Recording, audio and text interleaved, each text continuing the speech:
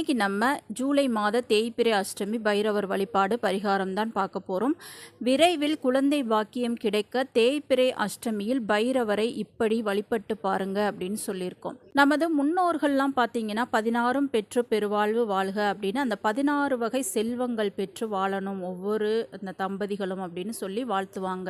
அந்த 16 செல்வங்களும் நம்மளுக்கு இருக்கோ இல்லையோ, நம்மளுக்கு அந்த குழந்தை செல்வம் அதில் ஒன்று குழந்தை, அந்த புத்திர பாக்கியம் அப்படின்றது மிக மிக அவசியமான ஒரு செல்வமாகும்.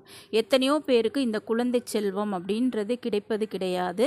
ஒரு சிலர் பார்த்திங்கன்னா பல வருடங்களாக குழந்தைக்காக ஏங்கி தவிப்பார்கள். அவர்கள் எல்லாம் இந்த தேய்பிறை அஷ்டமியில் நம்ம சொல்கிற மாதிரி இந்த முறையில் நீங்கள் வழிபட்டு பாருங்கள் காலபைரவரை.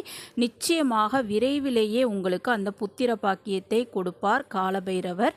அந்த வழிபாட்டை எப்படி செய்வது அப்படின்றத பார்க்குறதுக்கு முன்னாடி மறக்காமல் நம்ம சேனலை சப்ஸ்கிரைப் பண்ணிக்கோங்க வீவர்ஸ்.